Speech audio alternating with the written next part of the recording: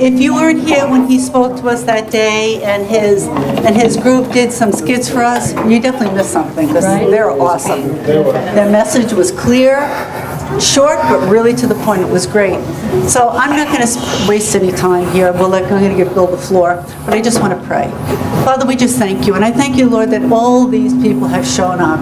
God, that they care enough about the youth in this country, in this neighborhood, Lord, that they're here to hear what Bill has to teach us this evening, Lord. I pray that you would bless him. Give us ears to hear what you're saying today, Lord. And Father, I pray that you would set us on fire for the things of God. In Jesus' name I pray. Amen. Amen. You guys comfortable? Yep. Good. Stand up. And then move forward. Fill in the gap. We're not going to do the spread out tonight. Sorry about that. Can you shut that off? Hello? Oh, it's on. Fill in, guys. Fill in, because I want you up close, because part of being a youth ministry is that we got to get uncomfortable a little bit.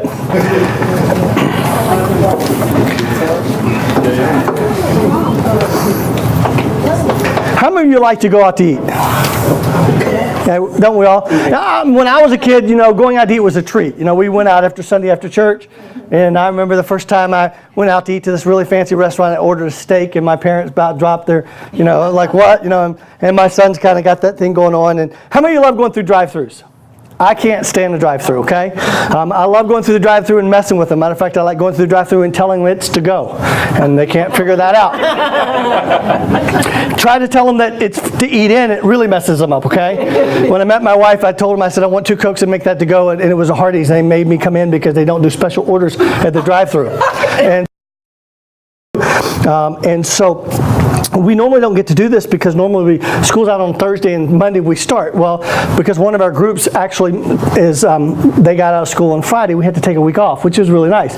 So my wife goes, we're going on a vacation, because we haven't been on vacation 2 weeks during the summer because of our schedule. And my daughter's getting ready to travel around the country. So we went out to Daytona just to kind of get away. We love going to Myrtle Beach, but we didn't want to do the 2-hour drive.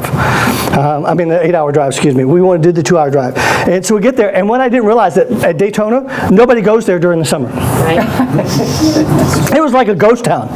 Now, I'm used to going to Myrtle Beach where it's like wall-to-wall ants everywhere, okay? Just teenagers running around, crazy. I mean, you go in, there's no lines for nothing. I'm like, I asked somebody, is it ever crowded? They go, well, holidays and when the race is here. And I know that hotels are everywhere. Yeah. And so my wife and I like to do something a little bit different. We like to go to hole-in-wall restaurants. Anybody know what I'm talking about? Okay. I do not like to, when I'm away from home, I like to go to restaurants that I can't get where I'm from.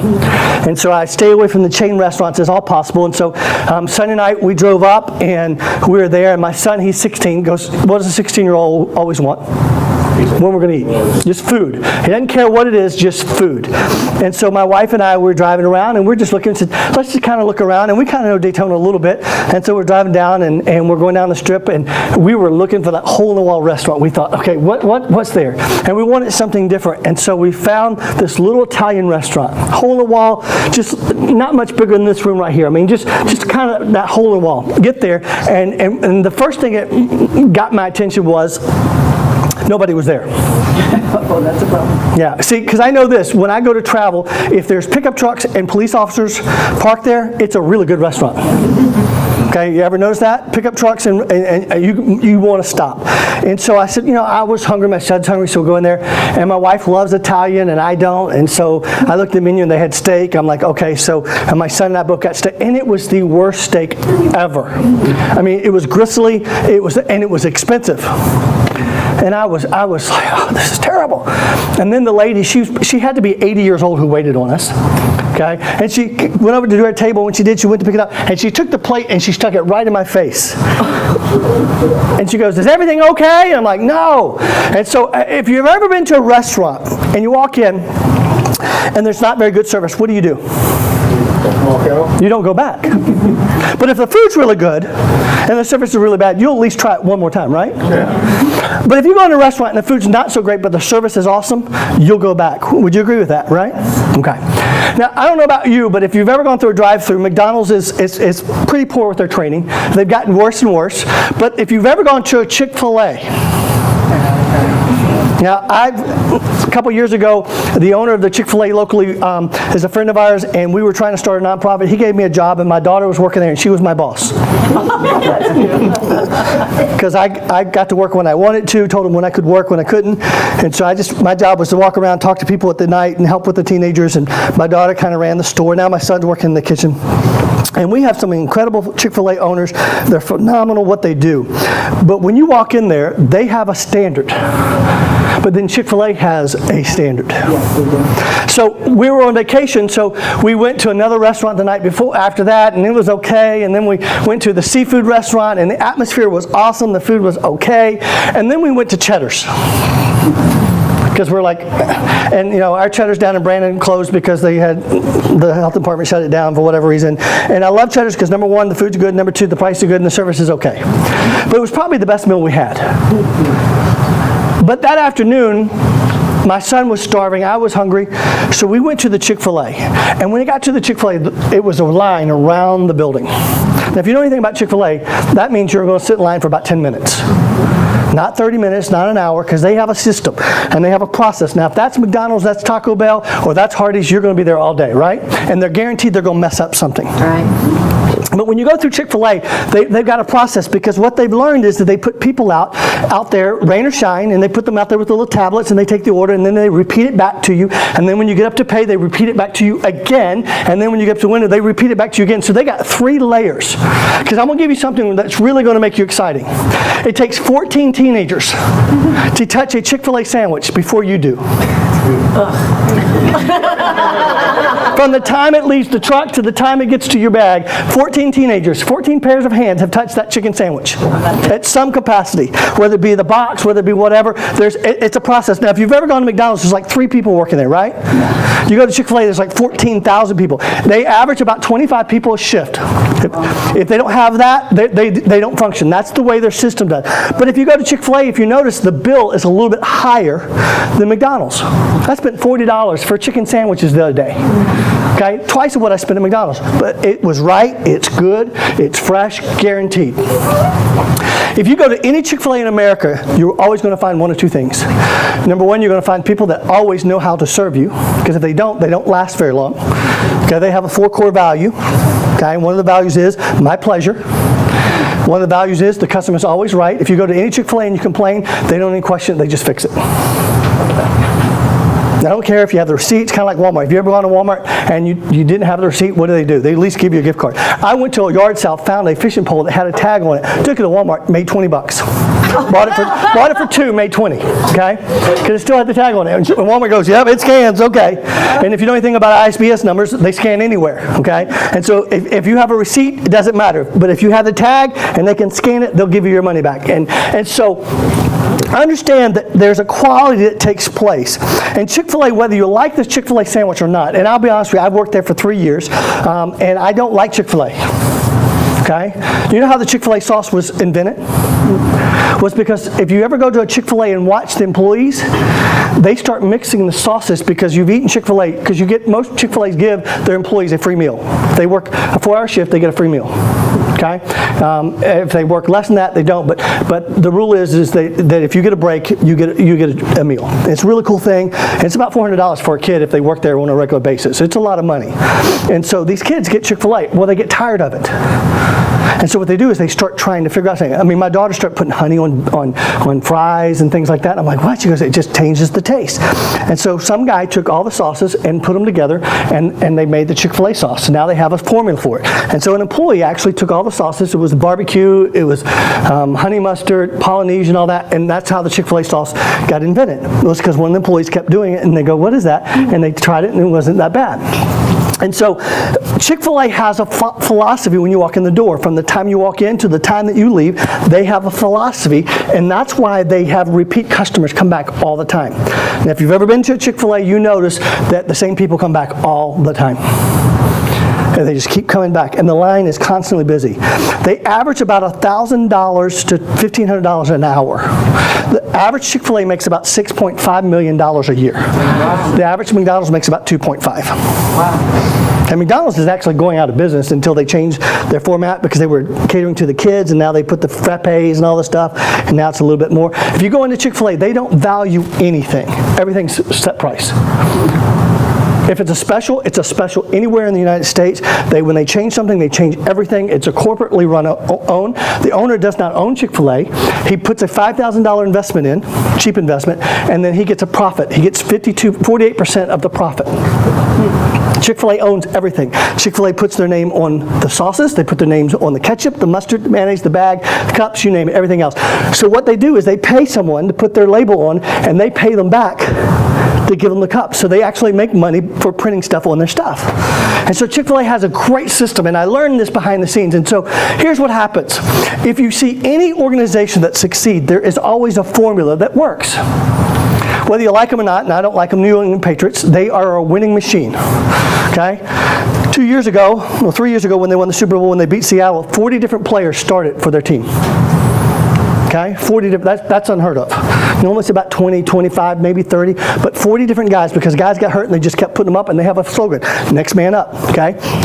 Tom Brady didn't play 4 games this year and they win the Super Bowl. Okay? They're incredible with their winning machine. Whether you like them or not, whether they do it, they know how to win. There's a system, okay?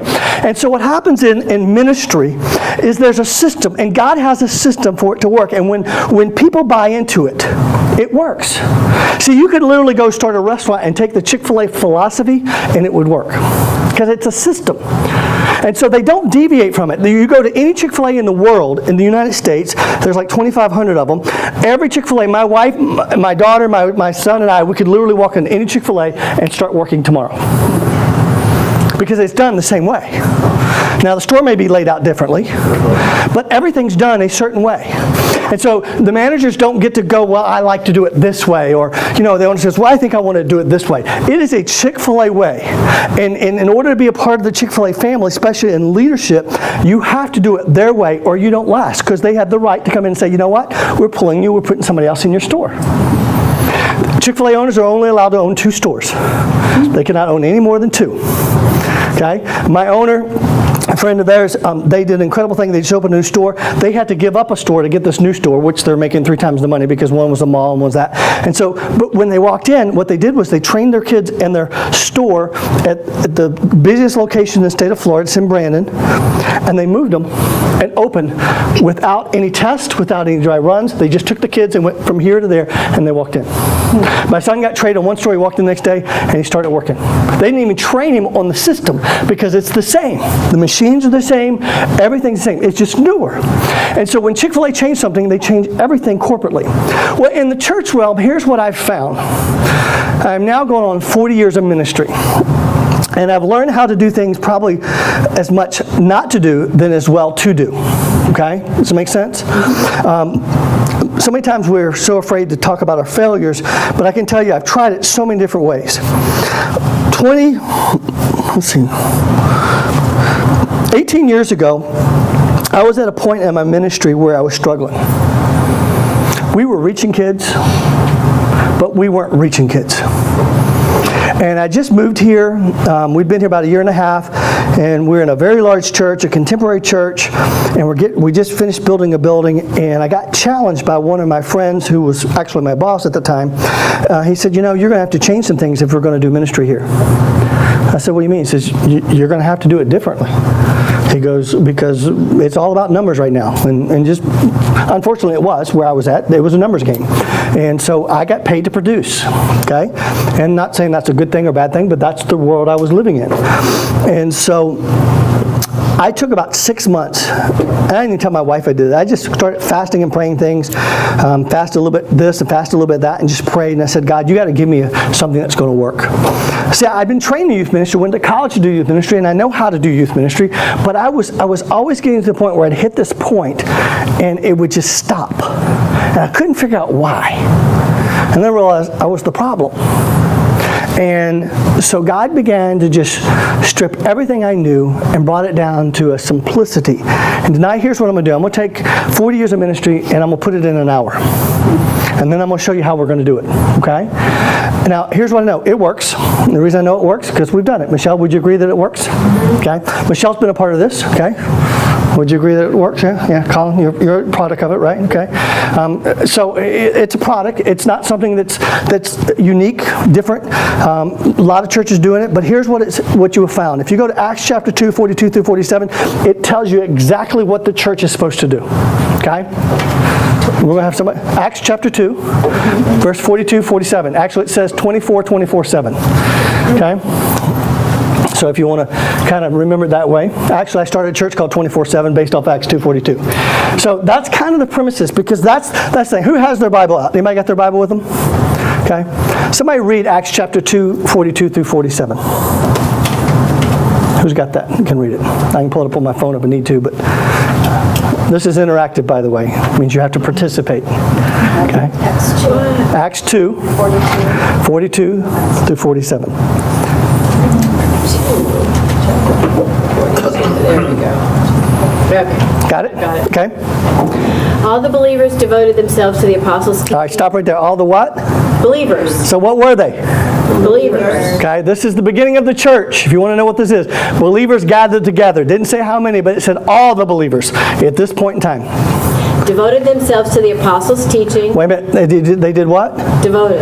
Yeah, if you look at Hebrews chapter 10, 25, it says what? It says in Hebrews chapter 10, it talks about being a part of the church, don't neglect the processes. See, we make church alternative. Last week we went on a vacation. Our kids are like, what time are we leaving? I go, well, what time's church in? Church is a process. Now, Mother's Day, my wife said, let's take a time off because we're in the ministry and we need some time. So there's nothing wrong with taking a Sunday here and there. But when my son, a couple years ago, we were working with Michelle and the group there, and so we took a week and we went to Myrtle Beach. And Wednesday night, my son goes, he was probably in 4th grade, he goes, Dad, we're going to church. I said, well, son, we're taking the week off. But Dad, that's not right. He goes, Dad, I know there's got to be a church something like ours. Can't we find one? I said, we probably could, but Mom and I kind of need a break. He goes, but Dad, that's not, I mean, he was upset because we didn't go to church on vacation. See, church ought to be not an option. Okay? So they devoted themselves to what? The apostles' teaching and to fellowship. Wait a minute, they did what? They had fun. See, church can be boring, can't it? Think about it. Right now, you're sitting in rows where you're looking at everybody's back of their head. People are looking to see if you got hair, no hair. You know, some of you got a big old knot on the back of your head, right? Okay. Some of you got glare going on. You know, some of you are taller. And Michelle's back there going like this because you can't see, right? Okay. All right. All right. They fellowshiped. Yeah. Move that big nappy head that way now. But they fellowshiped, didn't they? Yeah. They had fun. Yeah. Church ought to be fun. Yes. Okay. And to sharing in meals, including Oh, whoa. Wait a minute, guys. You're going to like this part. You're going to do what? eat together. They ate. They chowed down. Listen, I grew up Baptist. Okay? The national bird of heaven is chicken. I don't care what you're going to have, but I'm going to have chicken. Fried chicken. Fried chicken. Okay? Now listen, I grew up with dinner on the grounds, and I mean, we didn't eat on the grounds, but we had dinner on the grounds, which means that after church you ate. Okay? It's a pastime in our house. First thing my kids say when church is done, where we're going to eat.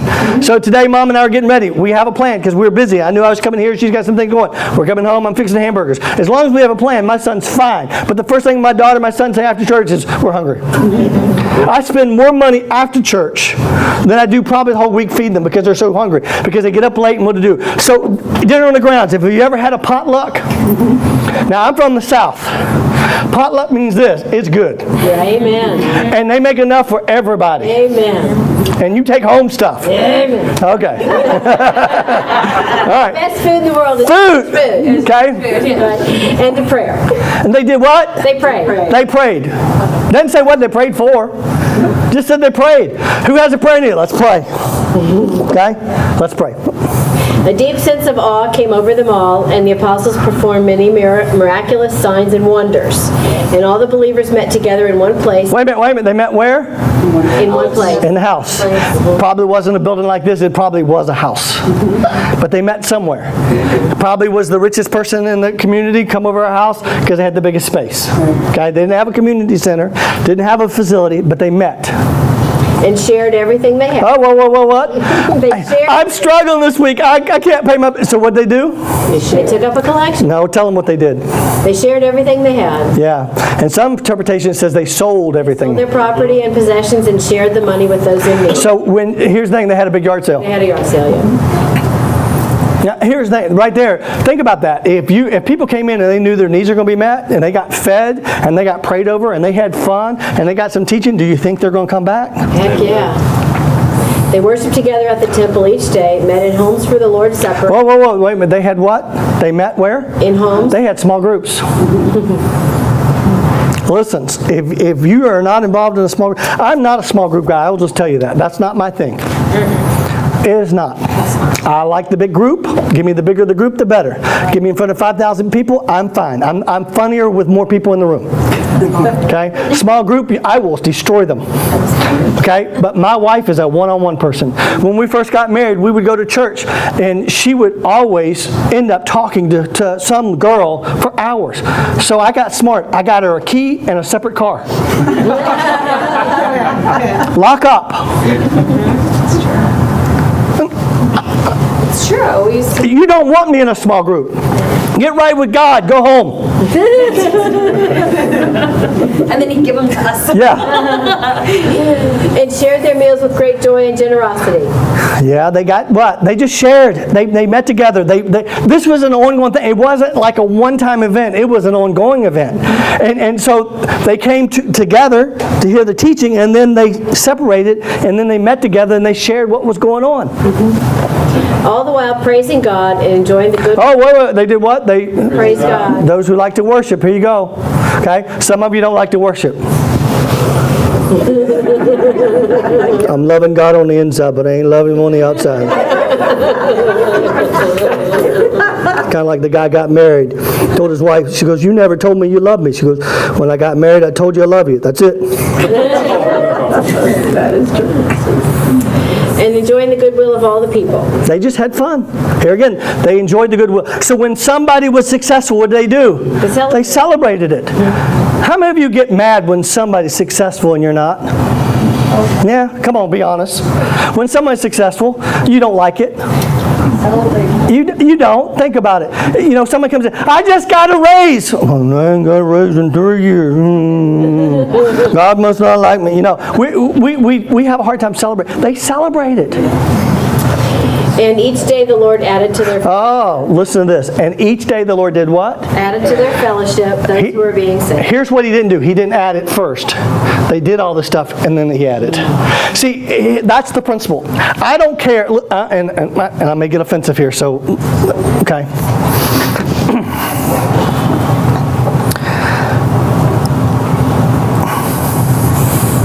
Oh, I'm going to be offended. No. I just want your. Because I think you may agree with this. Listen to me. I've heard this so many times. I prayed. God spoke to me, and I prayed. And I believe this is what.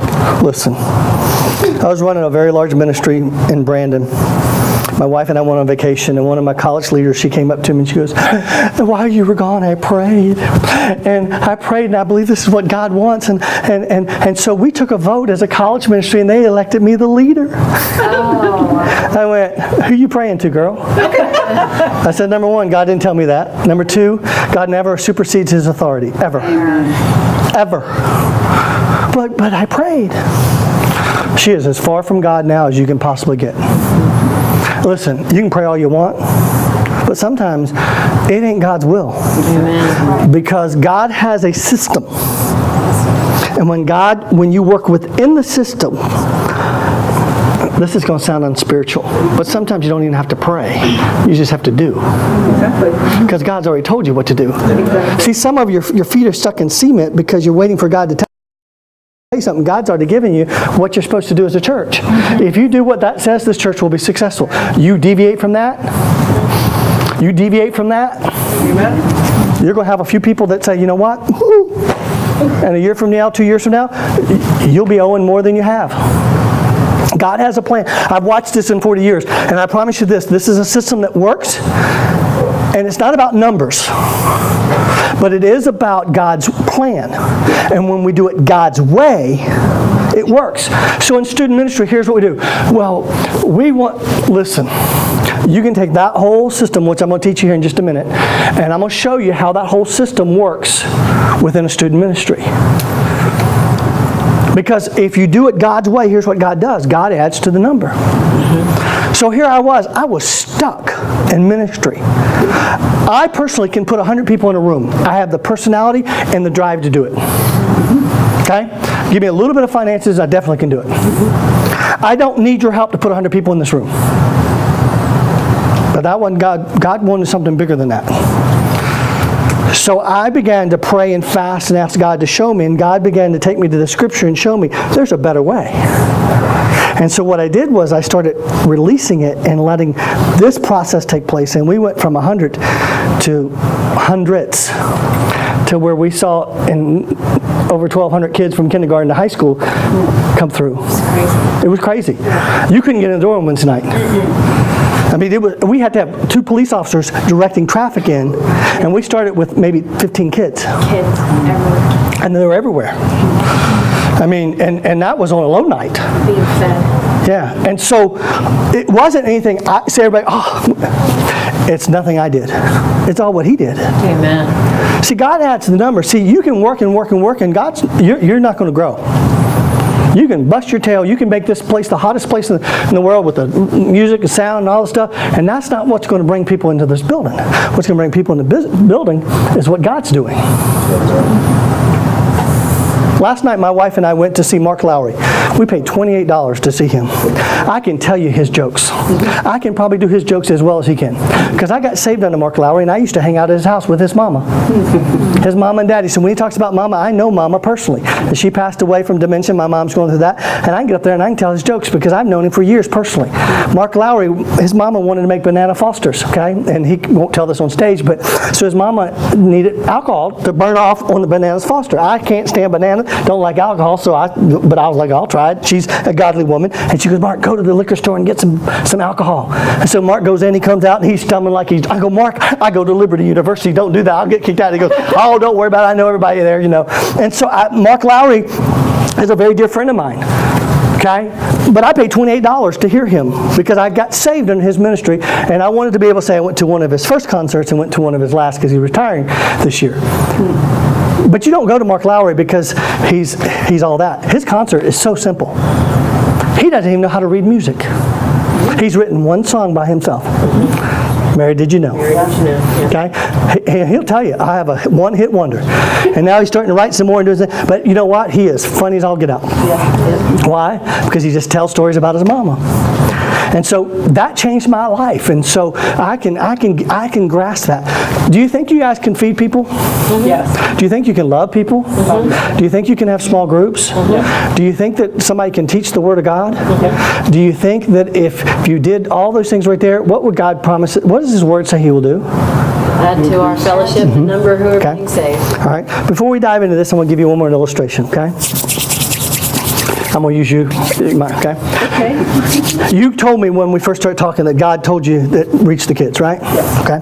So you feel like that you've heard from the Lord on that, right? Heard. Okay. Okay. So what are you going to do that? You're here. Okay. Michelle's sitting right there. Yeah. So you made a step. Okay. So what if Jesus in His flesh came and said, Pastor Deborah, by next week I want you to get 10 kids in this building. I would go find 10 kids. Yeah. I would say, Michelle. Yeah. You know what? You'd pray about it, but you'd also enlist somebody, right? You bet. Yeah, okay. Now, watch this. What if I said, I'll give you $10,000 next Sunday if you bring in 15 kids? Would you try? Oh, you bet. Yeah. What if I said, okay, I'll give you $100,000 if by August 1st you got to have 50 kids in this room on a Wednesday night? I would make it happen. You do it. I've been hooking everybody in. Yeah. Now watch this. Now, what if I said by tomorrow you got to have 50 kids in here, or I have your family hostage and I show you a video, and if you don't have them here, I'm going to kill your family. I do the same thing. It wouldn't take you $50. I mean, it wouldn't take you 24 hours to get 50 kids in. See the motivation of how it changed? Every time you put value behind it. Oh yes, if Jesus told me I'd do it, I try. Yeah. So oh yeah, I think I can do. Oh yeah, $100,000. My family's at stake. Don't have to ask. Think about it from this perspective. If you don't reach them, who's going to? Right, exactly. Have you ever been to a teenager's funeral? I've had to perform them. It's not fun. I've had to perform within a year, several teenagers' funerals. The first one, the little girl was in our youth group. We had grown. This is when we changed our system and put them in small groups and started doing this. We had about 500 teenagers. I don't know 500 teenagers by name. My wife probably does, but I don't. I know everybody by face because that's how I recognize, hey, dude, if you hear me call you dude or bud, that's because I really don't know your name and I really don't care, but I do know who you are, okay? And that's just me, okay? But my wife will learn everybody's name, first name, birthday, where they go to school, who their parents are, just crazy. So we got a call on January 20th that Andrea had been killed in a car crash. That's all we got. We had like 4 Andreas in our youth group. My wife and I looked at each other, which Andrea? So we started calling all our youth leaders. And Cindy Leon was her small group leader. And Cindy Leon's go, it's my Andrea. And we went, oh. I walked over to the home, and I didn't know the parents because they just dropped it. They were the drop-off parents and never really came to church. And I walked in, and they requested me come over. And it was the most horrific thing I've ever been a part of. And there were a lot of people there, and the dad said, can you come back tonight? And I did. He took us in the room, and he showed her. I mean, she left that morning, and they had memorialized her room at that point. And he looked at me and said, I don't think I'm saved. Now, I could have said, you know what, I'll come back tomorrow. But you know what I did? I stopped right there and led him to Christ. He ended up being one of our board members. Now he's deacon of a church. Now he's in the ministry doing things. And God used that, and we saw over 400 teenagers come to know Christ at their funeral because we gave the gospel. A year later, I got a call. A young man, they were playing Russian roulette with a gun, and he lost. And his friends panicked and drug him out in the woods, and he died. Now, if they'd called 911, he would have lived. But a 22 bullet went through his brain, and so I got called to the hospital. My wife is pregnant with my son, getting ready to deliver, and I called Denny, who had just lost his daughter a year ago. I said, Denny, I can't go down there. My wife is in labor.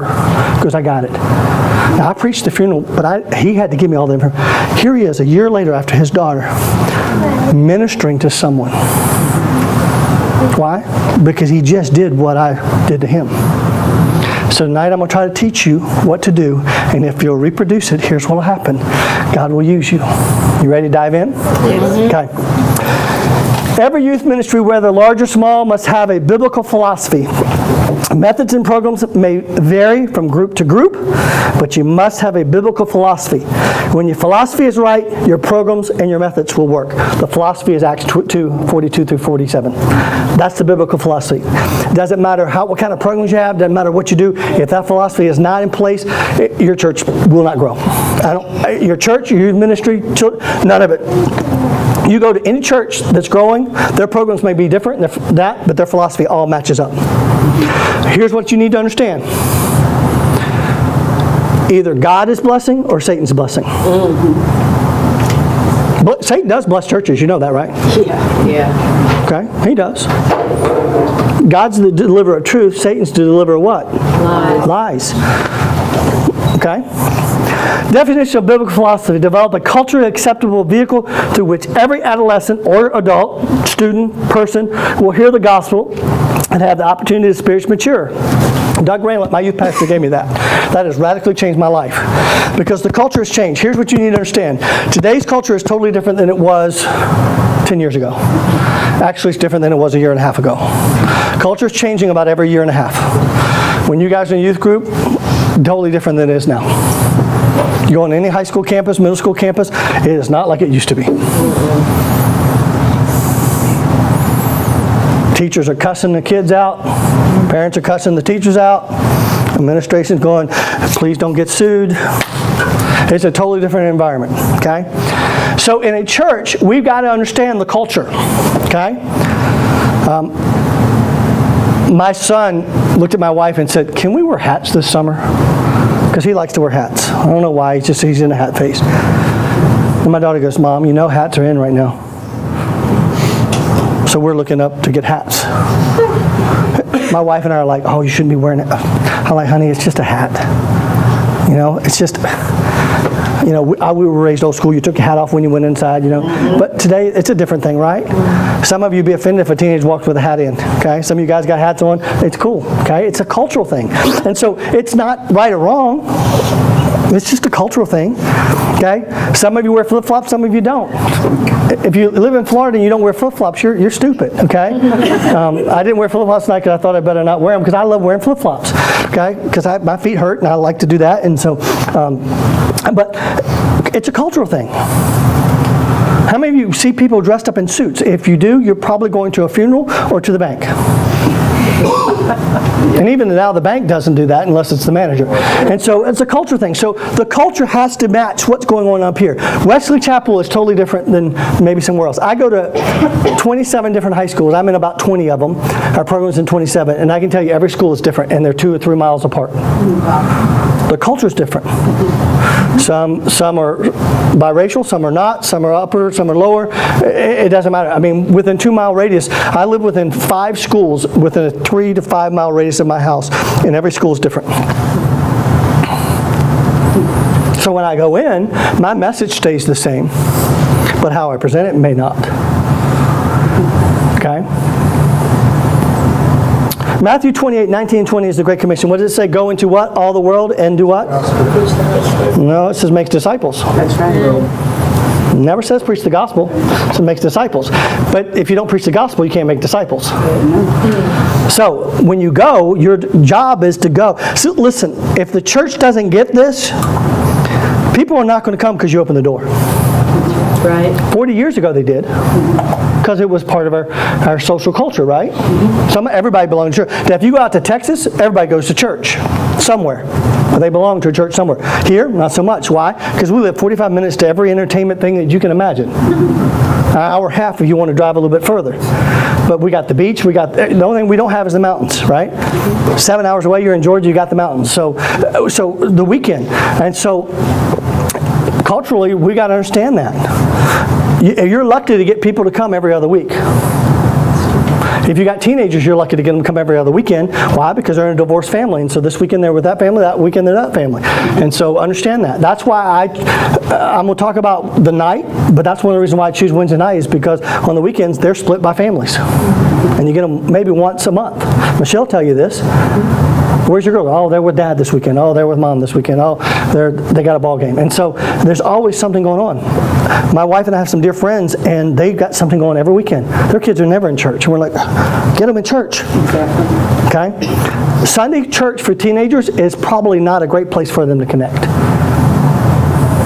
My son got home last night at 11:45 because he was working Chick-fil-A.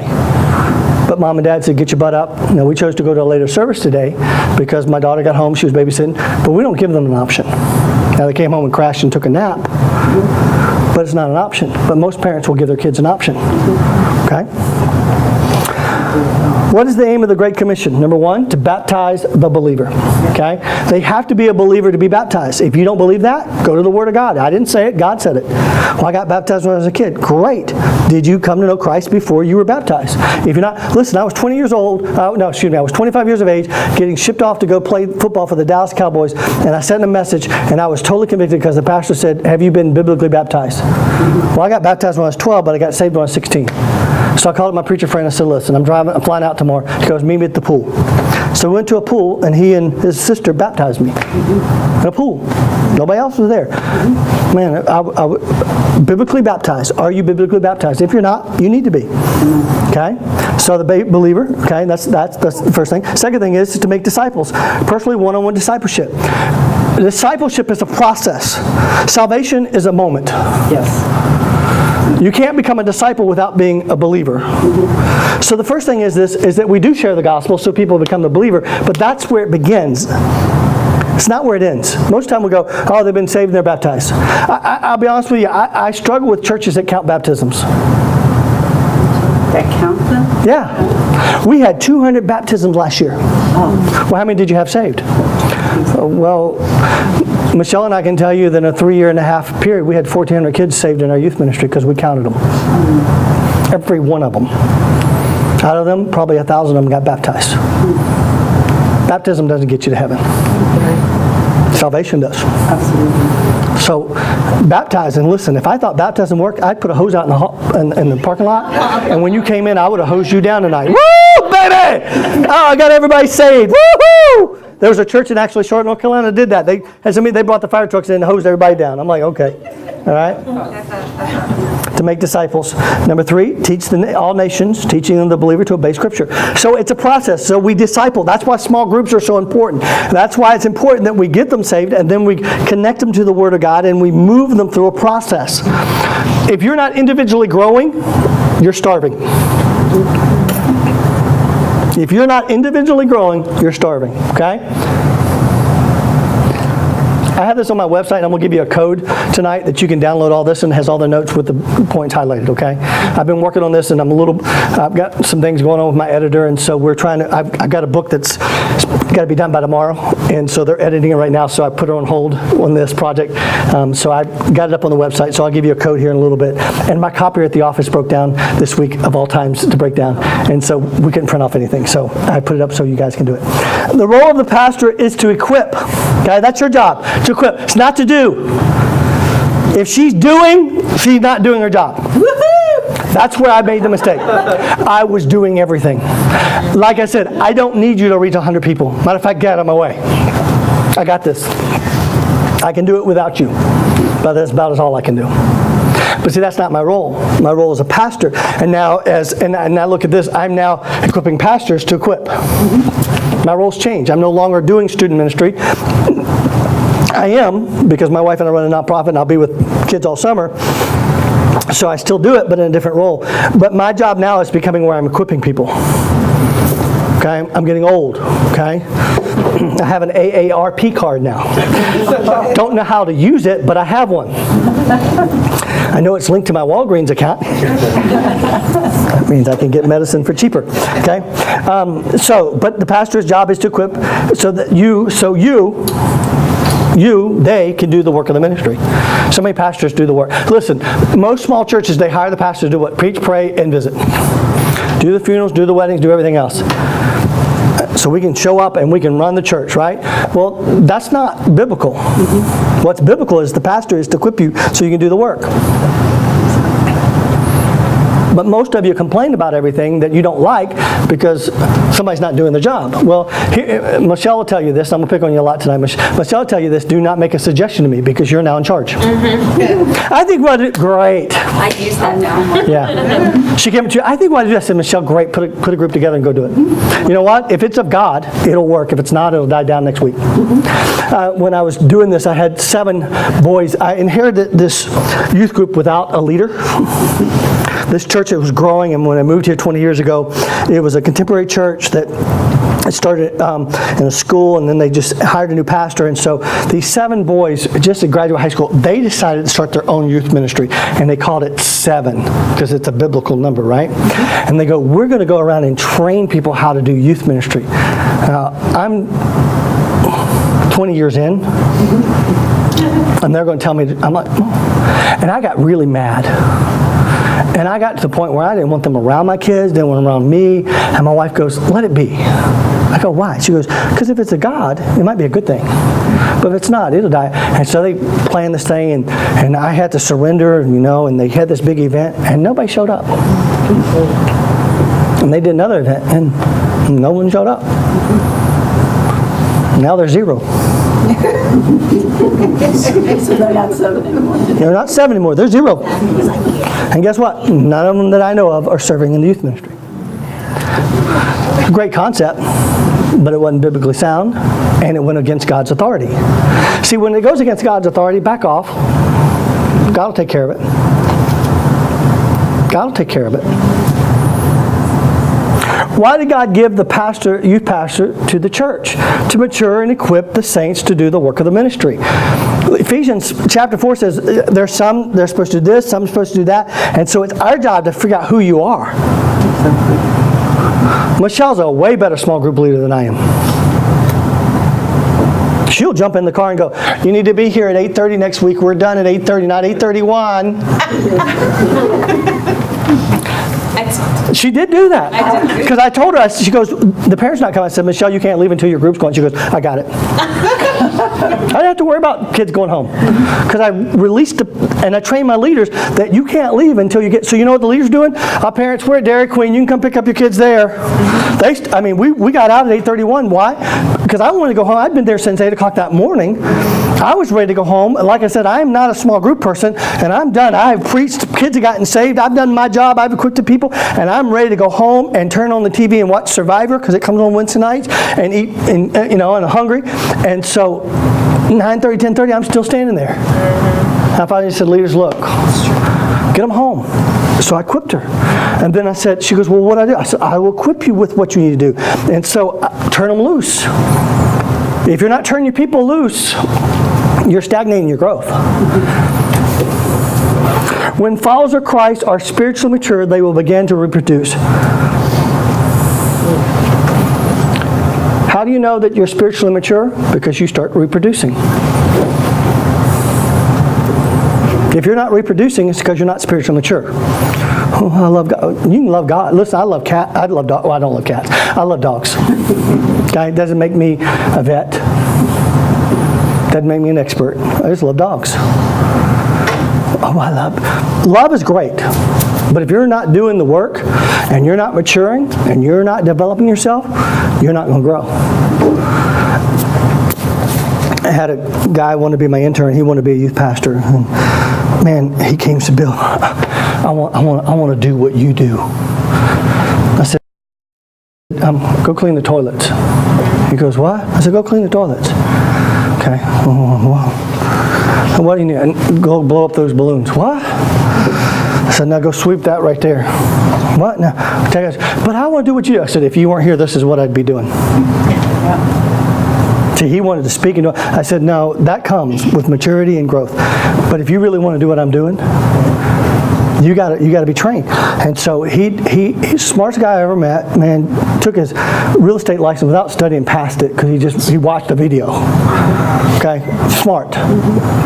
Jason, get your degree. Well, you know he is now doing menial $8-hour jobs with a family because he's never got his degree.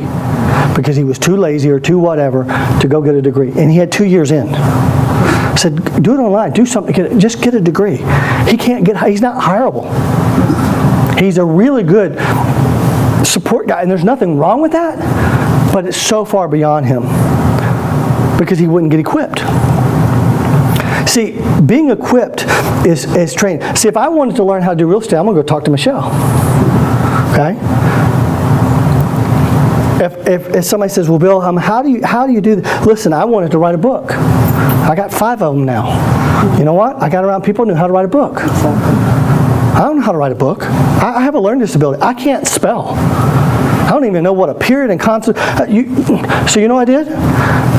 I recruited people. I got an editing thing that I have to have done because I'm doing a big parent seminar on Thursday, and I need this book to be done because it's called Grounded for Life, Parenting from a Dad's Perspective. Okay? And I got the video done, and I got the book, and so I got to have it ready for you when I come back in 2 weeks. And so I got all these deadlines, and I've got this big thing I'm doing next week because that's how I support myself along with what I'm doing, and I have to get it done, and I don't know how to do it. So you know what I did? I recruited my first youth leader. I said, Jeanette, because I wrote a little chapter about it. I said, listen. She goes, oh, I want to read it. I said, would you read it? She goes, oh, I'd love to. I said, tell me what you think. And she goes, I'm really nuts about sentence structure and punctuation. So last night till tonight, I'm waiting for the text to come through. She's read it 3 times, and she sent all these notes. And I got an editor that I pay that missed some stuff because we're trying to get it so fast because we need more eyes, and she's okay with more eyes. This lady has, the book's gone from here to here. Because the editor and I don't care that she picked out the things that we didn't do. Matter of fact, she was like, this is so exciting because oh man, and she was so excited because it took her to another level. And she's doing it for free. This morning I said, can you look at it one more time and do this? Okay. The changes have already been made that this lady's made, and so now we're almost ready for digital download. It is unbelievable when you equip people to do what God is equipped them to do. And she goes, you know, I was just praying last night that God would let me do ministry with you again. I said, well, I got more projects because I got more ideas. So I'm speaking there on Friday, so she's picking me up from the airport along with her husband, and so I got a 2-hour drive. So he's going to become my free editor. Instead of paying somebody. Equip. When followers of Christ are spiritually mature, they will begin to reproduce. So if you're not reproducing, you're not spiritually mature. That doesn't necessarily mean that you lead someone to Christ, but listen, if you were to die, who takes your place?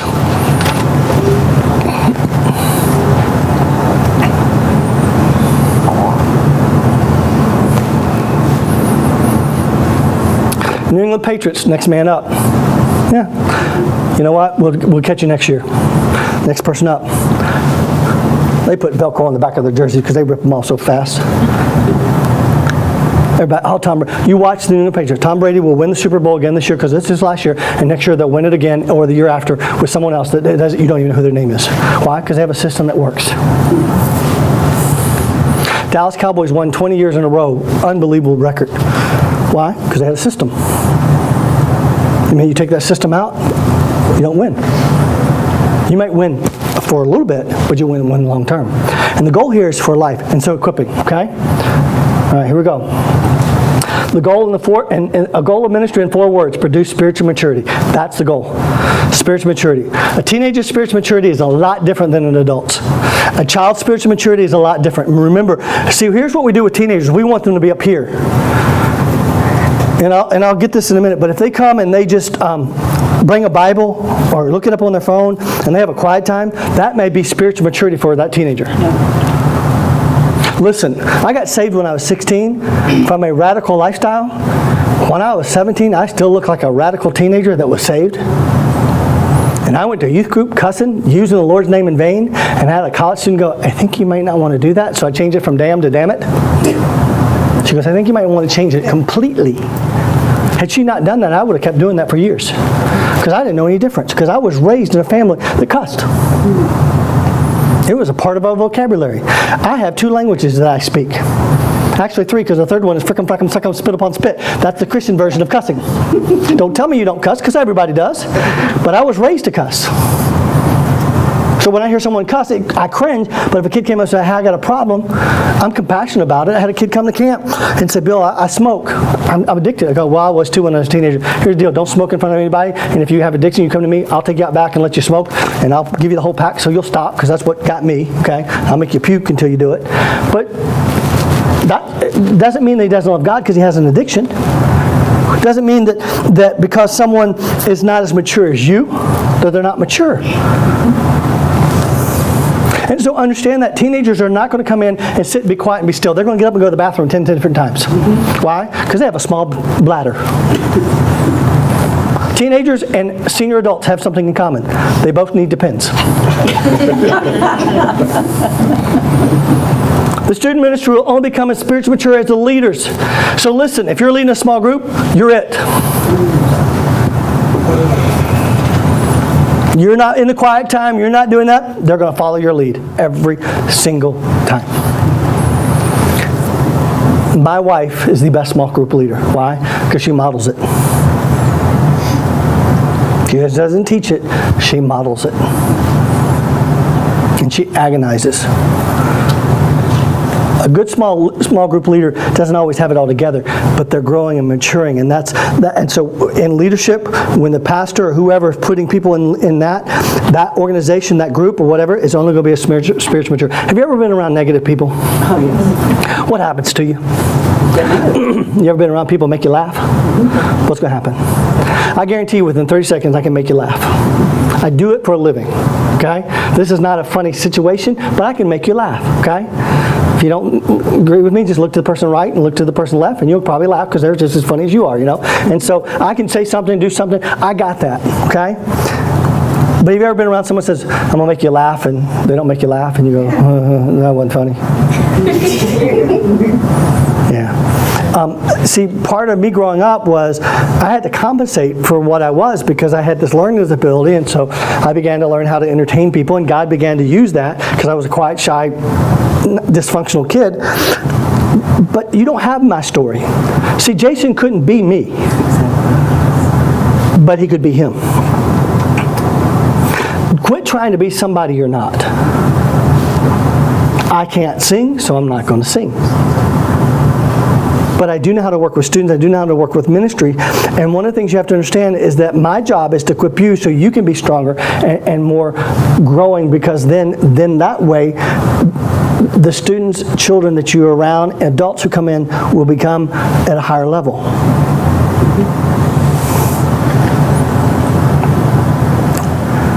My son is in a private school right now for a lot of reasons, but one, because he was bullied by a coach, and now he's with a coach that loves the Lord, just incredible. But he was taking math, and he struggles with math. Well, he's really struggled this semester. And the teacher's a friend of mine. I'm like, and Will likes him. But Will kept saying, Dad, this guy doesn't know how to teach. I'm like, oh, come on, Will, you're not studying, you know?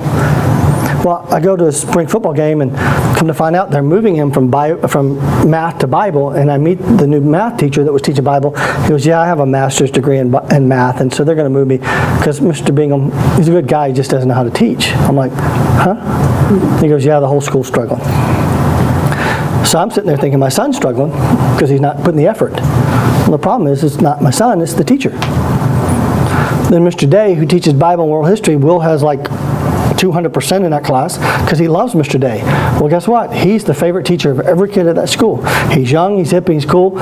And so Will shows me a picture of desks all piled up in the room. And I go, what's this? He goes, oh, we pranked Mr. Day. We came in and put the chairs in the room like a bonfire. And he goes, it was my idea. I'm like, please don't show this to your mother. I said, what did Mr. Day do? He goes, he laughed. You know what most teachers would have done? Mr. Day goes, okay, guys, put it back together. Okay. They jammed the door one day, so he couldn't get in. Just, you know what? He gets it. These kids love this teacher. If you don't get Mr. Day, you're upset because he's the best teacher. But if you met him, he's just an ordinary guy. But he loves the kids, and he loves to teach Bible, and he loves to teach history. My son's thinking about being a world history major in college because of this teacher. World history? Oh. Okay, gotta go on. Okay. You okay for going for just a little bit? Because we're going to go and then we'll take a break and come back and then we're going to put all this together, okay? Church values and culture will dictate what the youth culture becomes. So here's the problem. You guys will determine what your youth ministry is. Culture matters, okay? Last night I walked into Indian Rocks Baptist Church, see Mark Lowry, and the geriatrics were there. And my wife goes, she's 10 years younger than I am, she goes, man, they're all, I go, well, I got my AARP card, you know, I'm good.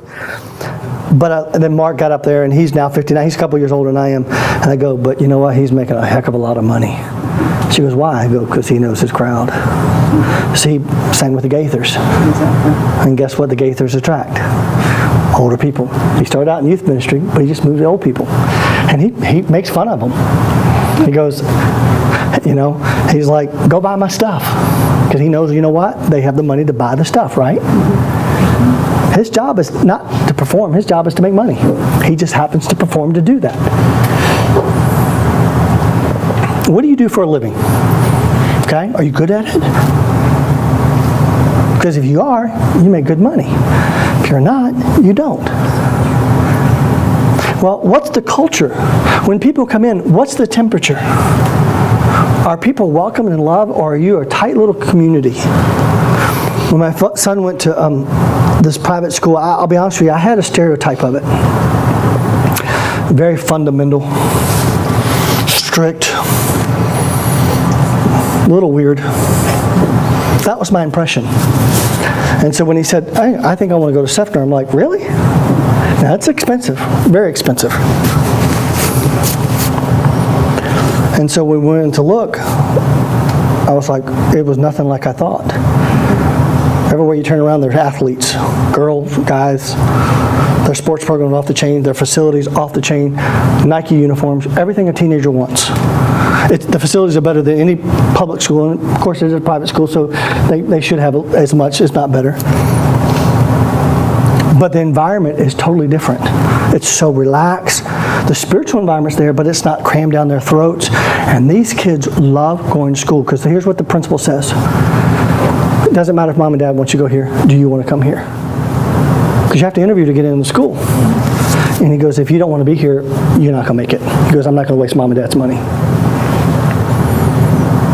My son absolutely loves going to a private school where he wears a uniform and he has to go to chapel and they have a small group. He goes, Dad, it's great.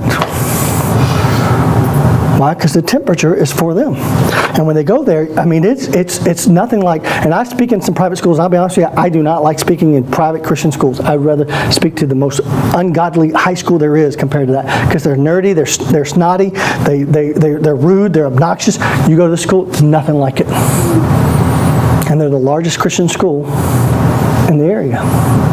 Matter of fact, they have a waiting list to get in. They had an opening and we were able to sneak in January. Why?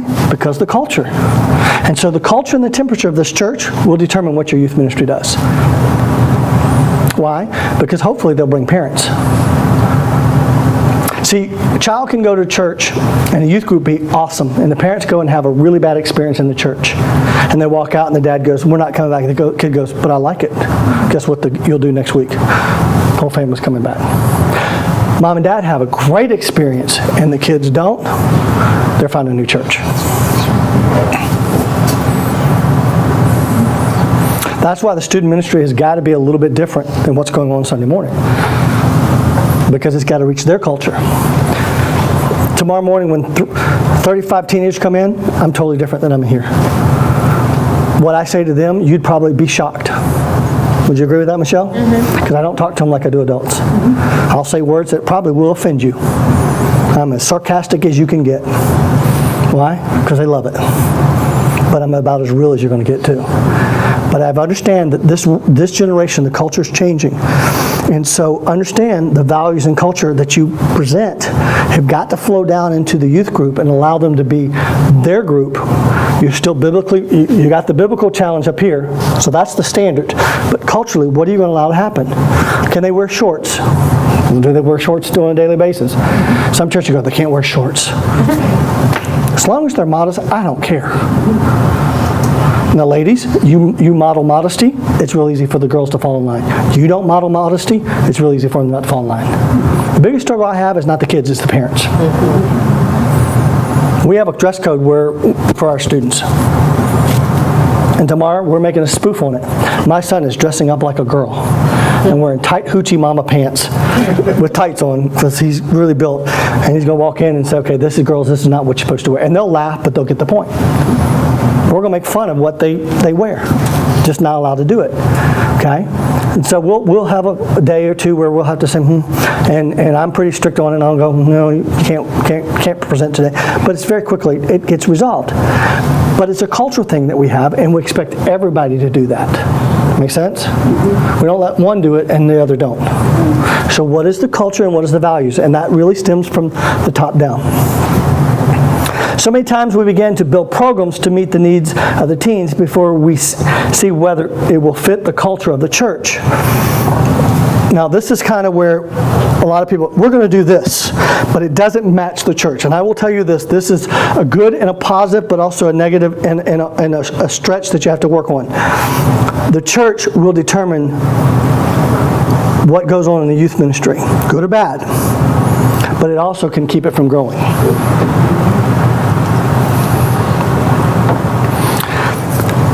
My second ministry that I was involved in, I went and the first ministry and the minister of education had a problem because we played Christian music. And he went to Bob Jones. Bob Jones, you didn't play Christian music because it's from the devil. I went to Liberty. We must all be going to hell. And so I left partly because of that, but I went to this church and there was a pastor, and he'd been there for 40 years. They never had a youth pastor. I was the first youth pastor. They had great facilities. He goes, we want to reach the kids. I said, Pastor, I got one question for you. You okay with me playing Christian music? He goes, listen, as long as it's not illegal, immoral, or illegal, you got my blessing. Turn me loose. We went from 6 teenagers to 200 teenagers in less than 6 months. Because they had kids everywhere. but they weren't reaching it because they were so strict in their process of getting kids in. And so when he turned it loose, he said, listen, go at it, have fun. And that ministry exploded because we based it on the Acts 2:42. We were biblically based, but we were culturally relevant to teenagers. So when the teenagers came in, it was a place where they were welcomed and they felt comfortable. I painted the youth room seagull green and splatter paint. It looked like seagulls pooped all over the walls. Remember when splatter paint was in? I literally painted it about the color of Michelle's top all over, and I took purple, white, and black and just went like this in the room. It was awesome. And the kids came in like, we played loud music. And some of the people, and you know what? I even went to the pastor and said, look, on Sunday morning, this is before we built this facility, on Sunday morning, the adults up there, they have 150 adults up there, but I have 30 teenagers, and we don't have a big enough spot. Can you tell them to move over there so we can go up there? He goes, you want me to tell them to go? I said, yeah. He goes, okay. Best thing we ever did. You know what? 10 adults got mad and left. And the rest of them allowed us to do what we need to do because the facility was in a gym and had a fireplace and had the place and we could play loud music and not be disruptive to anybody, and we were by ourselves and we had a kitchen, we could do stuff, and all of a sudden our ministry started growing and growing and growing, and then that's when we got the spot where we painted it, and now it's the most used building in the whole church. But the church, he turned me loose. Why? Because he trusted what I was going to do. We had ministry teams. Part of our growth was to grow ministry teams, and we never got to do this at Life Point. We were actually doing it with what you saw with the drama.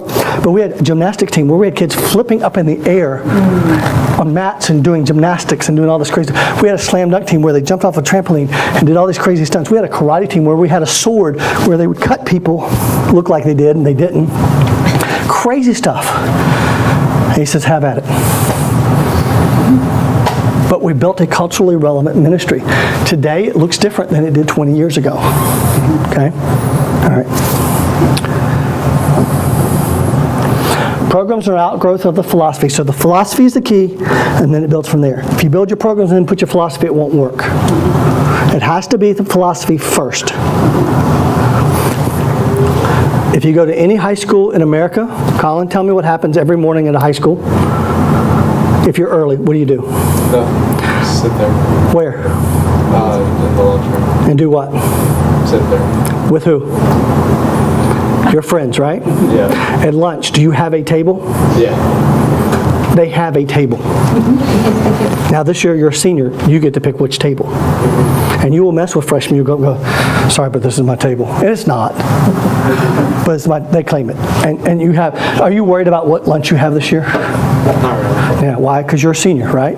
But I guarantee you, as soon as your schedule comes out, y'all going to be texting each other, what lunch do you have?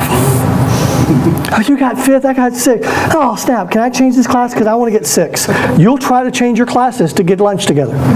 Why? Do y'all have the hour lunch or y'all have the 35-minute lunch? It's an hour. Okay, so they have a whole period where they get to hang out. It takes them about 15 minutes to eat, and then for the next 45 minutes, guess what they get to do? You go to any high school in America, that's what they do. This generation does not want to be entertained anymore. You know what they want? Fellowship. That's why small groups are so important. That's a cultural thing. If you don't have small groups, your church is not going to grow. 20 years from now, it may not be small groups. It'll be something else. We call it whatever, but it is a biblical principle, right? So I don't think it's going to be out of date. It just may look differently. And so culturally relevant. So when I began to change, what we did was we bought the Lifetime tables. Remember when they came out? You thought they were the greatest things in the world because they were light. You remember the big wooden tables we used to have at church? Weighed a ton and pinched you when you put them in, you know. Remember the guys, you know what I'm talking about? And the Lifetime tables. So we went to Sam's and bought Lifetime tables. We bought 5 a week. And every week we would put a table out, we'd put a leader there, and we'd put questions there, and kids would come in and go, you're sitting at this table. And my wife helped me do it. We grew so fast because these kids kept coming. We averaged 15 visitors every week, and guess what? The first time they came in, they went to a small group. When we went to Life Point, they come in. You had 8th grade girls at first, right? In the beginning, I had, Yeah. seven. So you had 7, then you moved to 8. And 8, Yeah. So 7th grade girl. Hi, what's your name? My name is Susie. What grade are you? 7th grade. Hi, Michelle, come here. This is now your group leader. Hi, Taylor, you're in 7th grade. Come here. This is your friend for the night. And I teach Taylor that, you know what, tonight you get to hang out. I said, wherever she goes, you go. So when they go into the worship time, they go into game time, whatever we're doing, guess who's with her? Taylor. So when they go to small group, Taylor now is her friend for life. They go in a small group. Michelle's now a small group. When she comes back next week, guess what?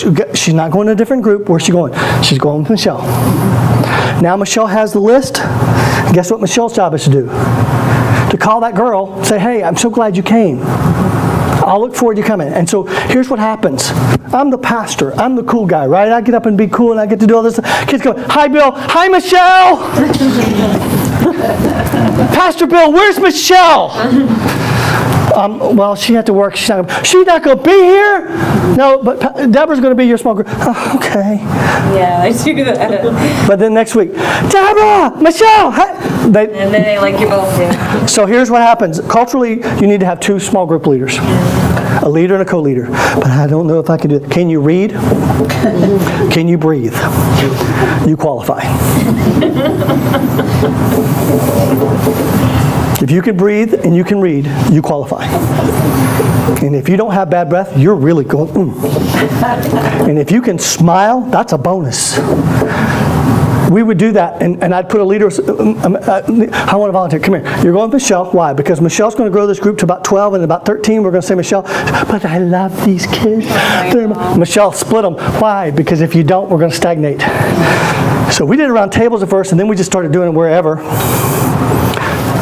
As soon as they get to 12, split 6. But we all want to be together. Sit together for 5 minutes and then split. My wife had like 60 girls in one group, and then I said, honey, and she had like 4 or 5 co-leaders. I'm like, split them. And all of a sudden, when she started learning to do that, what happened? We multiplied. Why? Because we did it God's way. Y'all follow? Tracking? Okay. Effective programs explode out of proper biblical philosophy. The program can be wild and crazy, but it better be biblically correct.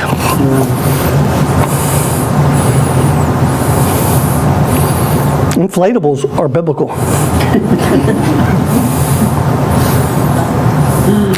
Well, we don't think we ought to have inflatables here. Chapter and verse, please. Tell me where it says it. You know what? If it's not illegal, it's not immoral, why not try it? What works in this culture? Okay? Design the programs to reach a specific age group. I think we've kind of decided that we're going to go for middle school, high school, kind of together. Middle school tend to bring a lot of friends. Middle school kids never go anywhere without somebody. You ever been to a movie with a bunch of middle school kids? High schoolers normally come by themselves or with their best friend. Middle schools look like clowns coming out of the car. How many of you have a middle school? Anybody got a middle school? You know what I'm talking about? Y'all are so weird. I love middle schoolers. Big head, big feet, and skinny body, okay? Hi! Yeah, I love middle schoolers. Okay. Design the program to reach a specific age group. There you go. Last one. Poor programs can slow your progress towards the goal of reaching teens and producing spiritual maturity. So if your program's not good, it's going to slow the growth. I'm just going to be honest with you. You ever been to church where the music's really bad? You ever been to church where the preaching's really bad? You're looking for a new church, right? I'm working with a church, bless their heart, the pastor has MS, and he can't remember his sermons, and they're losing people left and right because he just doesn't have it anymore. But he never really was a good speaker. But if you were dying or you're sick, you wanted him to come visit you. When I first started the ministry, I had a pastor who trained me. He had a terminal cancer. I just reconnected with his son. His son was 4 years old when he passed away, and I used to babysit him, and so I lost track with him, and Facebook was a wonderful thing. I've got in touch with him yesterday. But John was one of these guys that was a hippie that got saved and didn't know any difference. And he was in a rock and roll band and got saved. Could play a guitar better than anything else. So one day I'm walking by, and a little church, okay? just a little, you know, the old church with a steeple? And I walked by, and I was living in a Winnebago that didn't run, and I had to go to the Y to take a shower because there was no water in the back of the church because he was one of those guys. And so I was single and traveling around the country, and I was there just a couple weeks out of the year, and so he was helping mentor me. And I walked by the church, and it's like rock and roll music. I mean, it was obnoxiously loud. I mean, really, but good. Okay? And I'm like, one of those kids got in there and got on John's guitar. I'm going to kick their butts. And I walked in, John's got no shirt on, his pants, and he's in there just having a blast. I go, what are you doing? He goes, man, I'm just playing. I'm just having fun. This guy brought life to the party. He was dying of cancer, knew he was dying, and you know what? He lived every minute to the fullest. But you went to the church, it was packed out every week. Why? Because it was phenomenal. And then he died, it hasn't been the same. Why? Because the program's changed. Because he just said, you know what? I love Jesus. I'm not going to be ashamed of that. And he would just get up there and he would preach, and they would play loud music, and people came. And people got saved. I got ordained in this church. This church launched my ministry. Incredible. So the program can slow what God says in His Word. See, here's the problem. A lot of churches have that right, but the programs don't match it. And some of them have the program and don't have that, and it doesn't match. But when you put the two together, look out. Because in the scripture in Acts chapter 4, it said they celebrated, right? They were excited about what was going on because it culturally relevated into their life and was relevant to them, and they got it.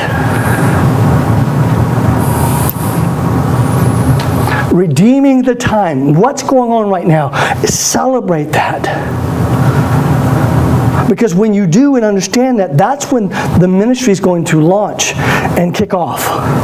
Because then people are going to go, what is going on over there? If people are not talking about your church, there's nothing going on.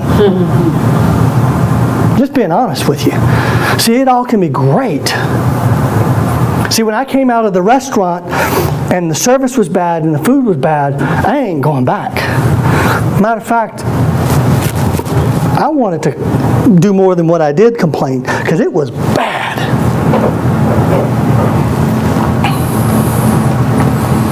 Are people talking about this place?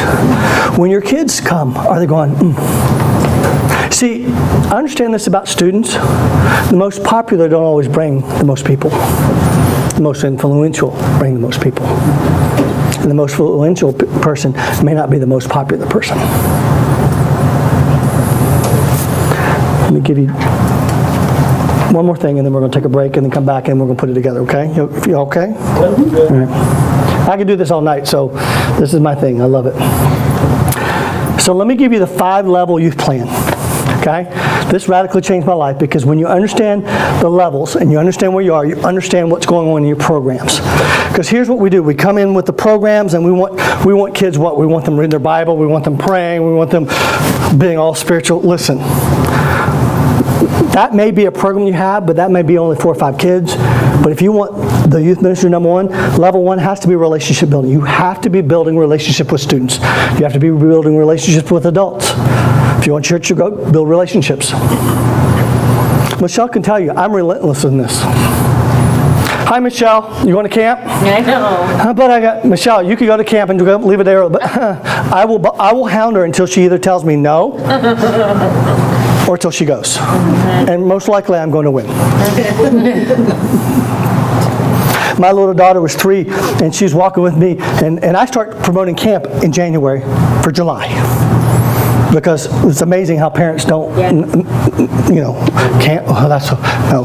So I'd walk down and you go, going to camp? My daughter's 3, she'd go, going to camp? Going to camp? Going to camp? I'm like, how can you tell a 3-year-old no, right? So when we were at Life Point, I needed leaders. Michelle came in, I'm like, she'd drop her kids off. I'm like, Michelle, why don't you come on in? No, come on. I mean, relentless. And she became one of the best youth leaders we had. Why? Because she got into her passion and groove, and she got there, but relentless. And so relationship building. If you're not building a relationship with people, my wife hates to go in public with me, anywhere in public. Last night I'm at the concert and they had intermission. She goes, "You're free to go. I'm staying right here. Bring me coffee." She'll sit there and play Candy Crush, and I'm going out in the lobby. "Hey, how you doing? Hey, hey, hey, people, come here, talk to me." I talk to poles. They talk back. When I was a teenager, I used to go to the mall and run up to guys and go, "Hey, Dad, I found you." They'll give you $20 to leave you alone. Here, don't tell Mom. If you're not building relationships, listen, if all the relationships you're building is when they come in this room, you're not going to grow, period. What did they do? They fellowshiped together. They hung out together. They brought people in. You look at it.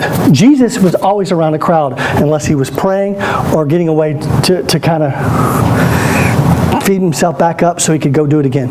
But wherever Jesus went, what was it? There was always a crowd. He was always building relationships with people. Some people didn't like him, but he was always trying to build a relationship with people.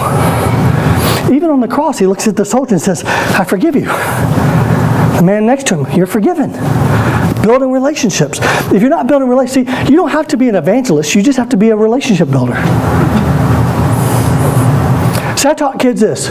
I promise you this. You go out and get your friends to come in here. I'll do the work for you. I'll share the gospel, and I'll make sure they come to know Christ. You just bring them in. When I get hired at any church, the first thing I tell them is this: what day is staff meeting? Because that's the only day I'm going to be in the building. What are you going to do the rest of the time? Be on a high school campus or a middle school campus somewhere. Now I do it every day for a living, so it's really cool. I'm more comfortable on a public high school campus than I am anywhere else. If you walk on a public high school campus with me, you'd be like, "Oh my word." Because it clicks in. It's like, that's my stage, that's my thing. I'm walking down, and I walk in, and I go at it, and within 30 seconds, I got teenagers laughing and going crazy, and I'm having fun, and I'm like, "Okay, see you tomorrow. I'm out of here." I love doing that. But it took work to do that. You can't do that. Most of you in this room, there's not probably too many people that could do that. But what you can do is you can build a relationship with people. So, number one is relationship building. Number two, teach the students. This is kind of part 1A. Teach the students to build relationships with other students. Taylor, come here. Come here. This is my friend Taylor. Come here, sweetie. Come here. Taylor is becoming my youth group. I got her connected. She's in, right? What's your name, darling? Sienna. Sienna? That's a beautiful name. How you doing, Sienna? Good. You rock, girl. This is my friend Taylor. Hi, shake your hand. Hi, tonight, guess what? You guys get to be friends. So here's what I want you to do. Tonight, for the rest of the night, you get to hang out with this person. That's the most awkward thing in the world for them. But then when they go to small group, we teach them how to talk, and that all of a sudden they're now buds. They may not become best friends, but now they know they're connected. Because her job tonight is not to be with him. Her job is to be with her the whole night. You get to take her out to dinner later, but, okay? Do you understand what I'm trying to say there? You teach them that, she's going to go, "Mom, this was awesome." And we didn't do anything but introduce her to somebody.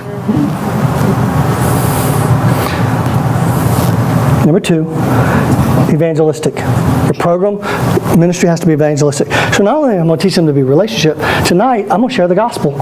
And if she doesn't know Christ, she's going to have an opportunity to be saved. And she may not get saved, but tonight she's going to have an opportunity. Okay? 3.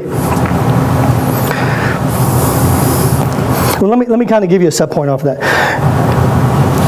See, our program or our event that we're having is so our friends will have an opportunity to come to hear the gospel. That's the only reason why we do it that night. See, if we just went to small groups, we just open up a couple homes and everybody show up there. But this is a little bit different because we got to get disciples. We don't have them yet. Okay? 85% of all people come to know Christ before the age of 14. It used to be 17. Now it's 14. They have a 4% chance between 17 and 25 to come to know Christ, and then after that, a 1%. Now watch this. If parents take their kids to church on a regular basis, 82% of them will get involved and connected to church as an adult. If they don't, they have a 1% chance of getting connected to a church. You want to grow your church? Don't go after the adults, go after the kids. Because here's what happens. Kids will bring the adults. It used to be the adults brought the kids. That's a cultural thing now. Driving down the road, my kids go, Dad, we're hungry. I don't even have to ask where they want to eat. I pretty much know.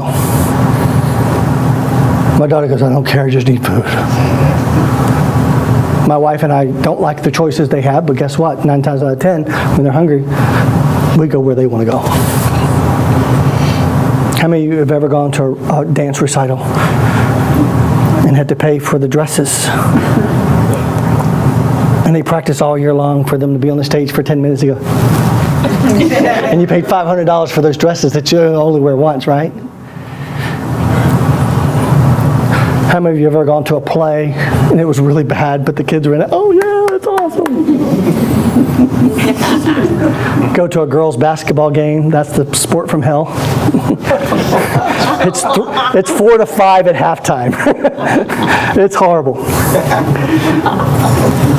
Number 3, got to teach them to listen to the Word of God. So not only is she going to build a relationship with her and help me, I'm going to build a relationship. Michelle's going to build a relationship with. Now she's got 3 people building a relationship. The person who's up in front, hey, how you doing? Good to see you. All right, man, great job. And then you're high-fiving her. Okay, now she's like, okay, this is cool. Now Michelle's going to get connected. Now what we're going to do is we're going to share the gospel. She gets saved. She comes back. What do we start to mature her? Here's where the rubber meets the road. If they don't get into a daily quiet time, and they don't personally start getting hungry for the Word, they'll come, and then as soon as something happens, they'll stop coming. So I've written a quiet time for anybody through the whole entire New Testament. It's done. It's digitally up on my website. I'm going to tell you how you can get it, but every kid needs to have that. Not because I wrote it. It's God's Word. But when they do, here's what happens. Life change happens. If you're not personally in a quiet time, you're part of the problem. Because you're spiritually immature, and you'll probably be the one that complain and gripe the most. If they start griping and complaining, go, when's the last time you did your quiet time? It shuts them up really quick. Because if they come and say, you know, God really spoke to me, you might want to listen to that if they're spiritually mature. Because God may be using them in your life. But if they come, I believe, listen, there was a guy that started complaining because he was the treasurer, and he noticed that this one guy, he gave brooms to the church. And so he was doing an inspection. He walked around and he saw 5 brooms in a closet, brand new brooms. And he went to the pastor. Pastor, I've been looking at the books. I can't believe that Joe donated 5. We don't need 5 brooms. What was he thinking? Well, he saw them on sale and he gave them, and he just thought the church might. He goes, Pastor, we don't need 5 brooms. And so another guy came and says, another deacon came in and they were talking and goes, can you believe so-and-so's complaining? He goes, Pastor goes, it's okay. You be upset too that all you gave last year was tied up into 5 brooms. The people who are complaining the most likely are the ones with the problem. Become part of the solution. We don't like it. You got a good idea? Great. If it's really from God, it'll be successful. It's not, next week you'll be gone or it'll be gone. So turn them loose. I have. Because if it doesn't work, then you know it's really not of God. Okay? And I know you do. Teaching in a corporate setting and teaching students to have a personal quiet time. Not only do they get it here, you're going to get to hear me speak in just a little bit, okay? It's going to be awesome, man. I'm glad to see you. You have a great time. She's going to get it in the small group. And then if I can get in the Word of God, she's got 3 layers of the Word of God pumping into her life. What do you think is going to happen to her life eventually?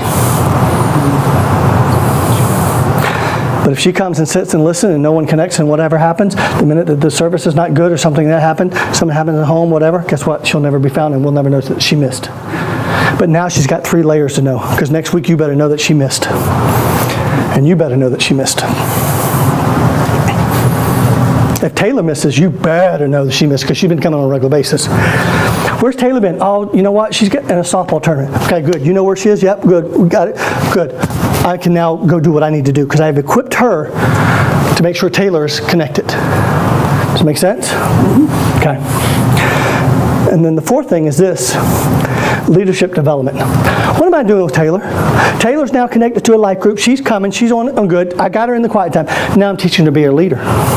See how that worked very quickly? All in one little scenario, I've now given Taylor leadership over her. But now I'm looking for things for her to do. Oh, you can sing? Great. Guess what? She's sitting next to her, right? And she's like, hey. And now the music starts playing. She goes, hey, I'll be back in just a minute. And she goes up to sing, and all of a sudden you go, I'm sitting next to the person who's singing on stage. This is awesome.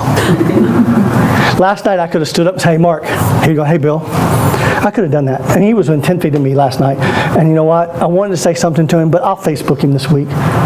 Hey, Mark, I was at your concert. I want you to know, oh, man, he'll say something. But I know him well enough to know that, okay? I could have gone up to him at the table and say, hey, Mark, hey, can we get a selfie? Okay? But I can go back to Lynchburg and do that.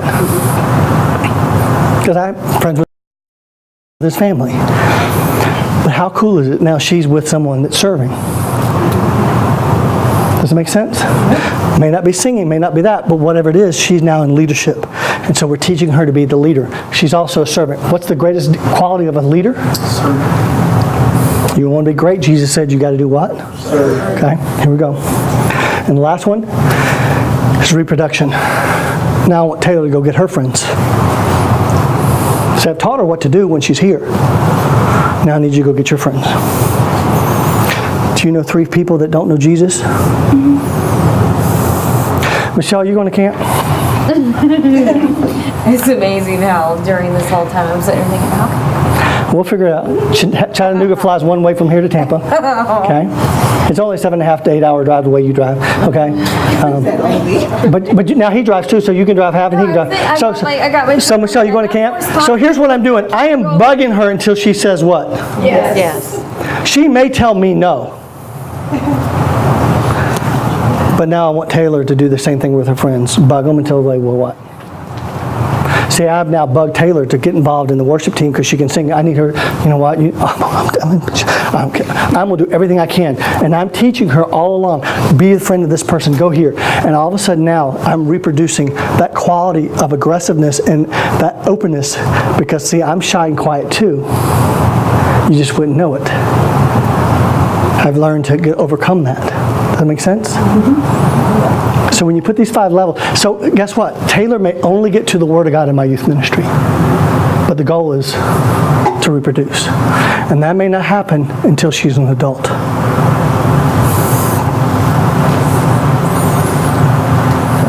Good. Let's take a 5-minute break. Okay. Come back and then we're going to run through the key to a fun night. There's 4 elements that got to take place. You ready? Number 1, got to have food. Would you agree with that, girl? Look, if I had pizza out there, would you be like, oh, pizza, right? Yeah. Pizza, the kids. Yeah. Pizza, hamburgers, whatever, hot dogs, just food. Okay, you can charge if you want, but there's got to be some kind of food, especially if you're doing it during a school night. Because what do? They're coming in last minute. They're hungry. They're tired, and it really saves the parents a little bit of extra work, right? So food is the first element. Second element is you got to have fun. Okay, would you agree with that? Y'all like it fun? You ever been to a sporting event and it's been boring? Mm-hmm. No. Yeah. Oh yes. Yeah. If you go to a minor league baseball game, it's real boring. So they bring in all the crazy things to do, you know, the animals now and stuff. But most of the time when you go to a sporting event, if you've ever gone to a, what am I trying to think of, the arena football? Oh yeah. It's something going on all the time. It's just high energy. It's like, because it's not a great football game, but there's it's a great event. If the team loses all the time, what happens to the fans? They love that. They stop going, right? But if they win, and it's fun, if it's a close game and they lose, it's still fun, right? And so here's what student ministry, and I think this is even with adult ministry. Today at our church, we had a summer celebration. So we did emoji charades, the whole church. They brought 2 people up with a cell phone, and they gave them a cell phone, guys versus girls, and they did split the room. And this was all adults. This wasn't kids. And they took beach balls and we threw them out. We had fun. Had a little glow in the sticky things like that. And so we're sitting there, and the emoji comes out, and we have to make the face of the emoji, and they had to find it. You know how stupid we looked? But my team won. You know what? We'll talk about that as a family. That was so much fun. Then they had hot dogs afterwards. Just a fun thing. Because they're celebrating the summer, and they're celebrating what God's doing. The message was off the chain today. And so, music was really good. So what kind of experience? Because here's what we do when we get in the car. What do you guys think? Right? So what's the first thing you do as a parent when your kids get in the car? They go to church. Did you have fun? What'd you learn? Okay? Mm-hmm. You want them getting in the car going, Mom, you're not going to believe this. This is awesome. Okay? Whatever it is. All right? Dad, this happened. And so my son, he was so excited when he threw the chairs in the middle and built the bonfire. I don't know what he learned that day. I paid what for him to go put chairs in the... It was worth it. Okay? So, I'm going to do a simple game. There's all kinds of games. You Google these. There are games everywhere.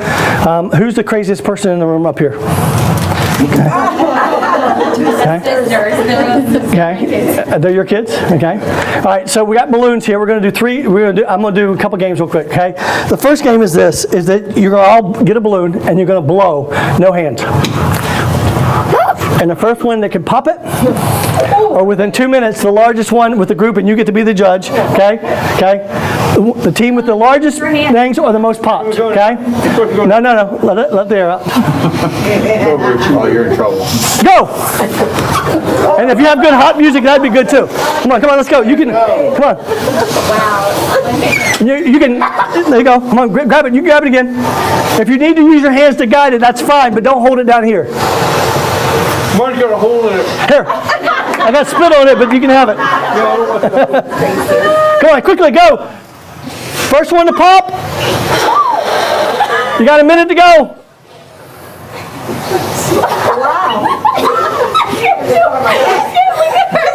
Can't cheat. That won't count. Keep popping. I got the big balloons, 21 inches.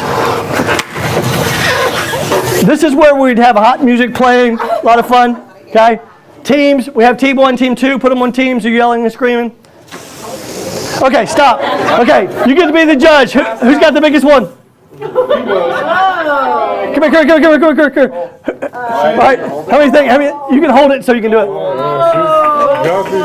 What do you think? Who's got it, right here? Okay, all right, good. All right, now. All right, get another. You can use the same balloon if you want. And I'm just telling you, blow it up and tie it off. You can blow it big or small, whatever you want. However you want it. Wait, just tie it. Just tie it off so it's tied so it won't lose any air. Okay. And then what I want you to do is get a straight line. Okay, so just straight line. Leader in front or leader in back, I don't care, but straight line. Girls this way, guys this way. All right? And then what you can do is you give all the balloons to the person in the front.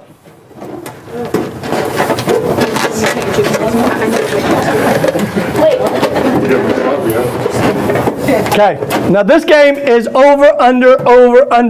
So the first person starts over, the second person goes under, over, under, until it gets to the back, and the last person, you got to pop it by sitting on it. No, I'm not sitting in it. I want to. Okay, here we go. One at a time. Got to go over and under. Go. Over, under.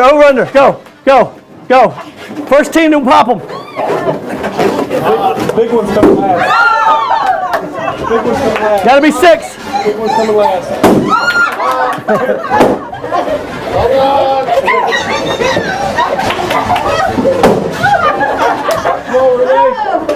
Come on, Nikki, you got it. You get it. Go, Renee.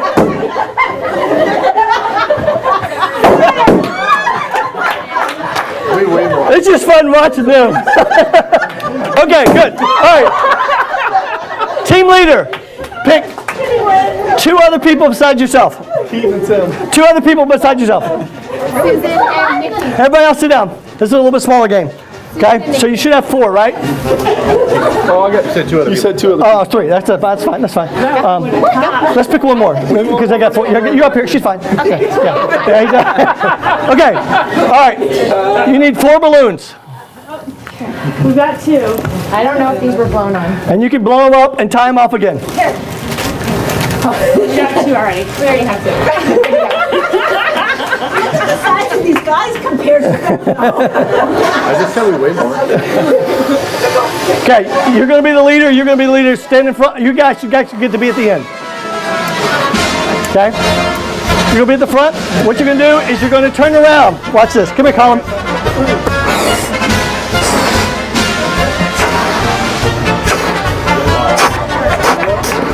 Everybody should have a balloon, right? So, the first person starts. Okay, the second person, you can have your balloon between your knees, whatever you want, down the floor, what you do. So when I say go, you're going to turn to the first person. You wait, because you do this person, then this person's going to do you, and then you do that, and then she'll have to come back and do it to you, okay? So, no. So when you turn around, what you're going to do, where's Colin? Where'd you go? You're going to put them in between each other, okay? And you have to pump.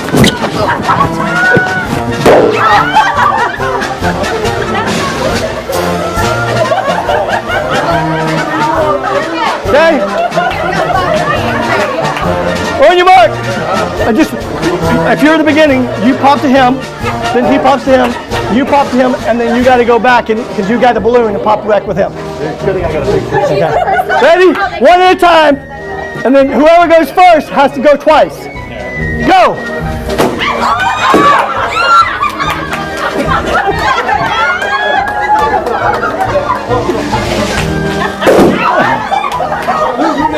All right, one more, go.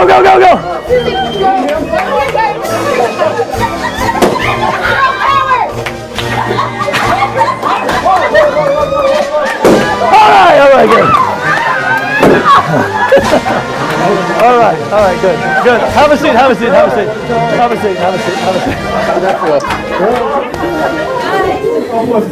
Can I just ask a really big favor? We have someone who's extremely allergic to latex. Can you all please wash your hands and make sure every piece is picked up? Who's allergic to latex? Chelsea, EpiPen allergic.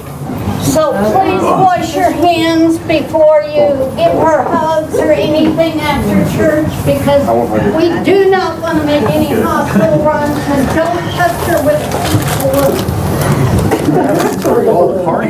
She has she's gone to the other room right now for her safety. Okay.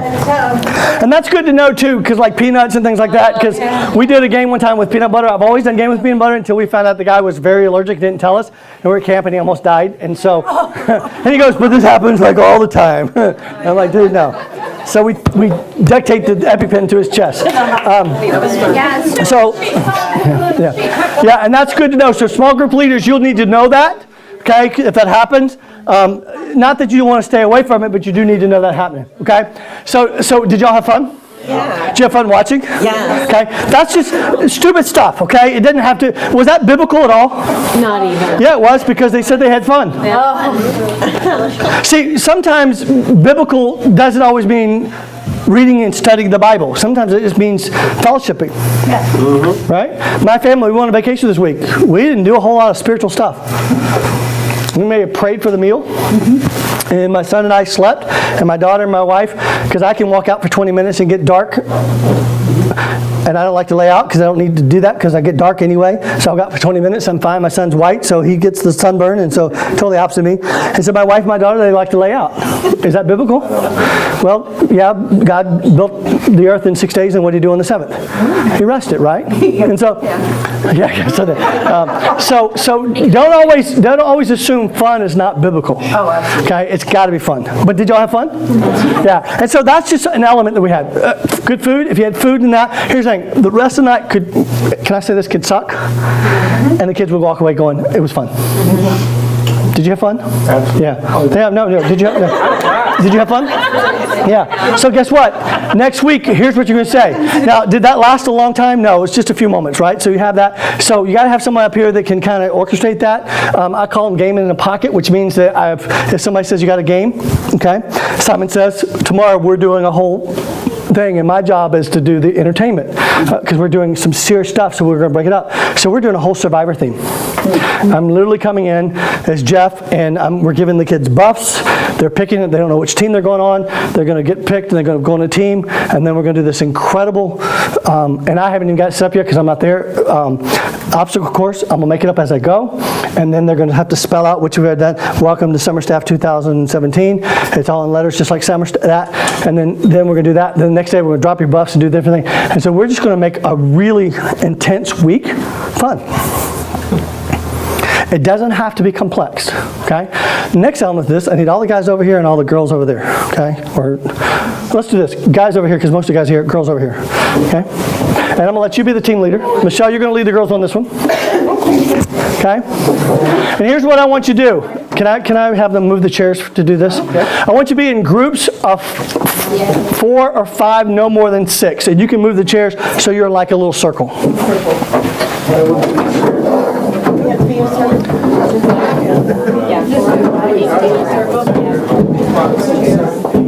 There's 10 of us. So 5 and 5, it's fine. But 2 groups, no more than 5. Okay? I got them right there. What's your name? What's your name again? Nikki. Nikki, you're going to lead one group. Michelle's going to lead a group. And if there's another, would you lead the third group if there's enough for a third? More than 5, yeah. No more than 5. Can be no less than 3, no more than 5.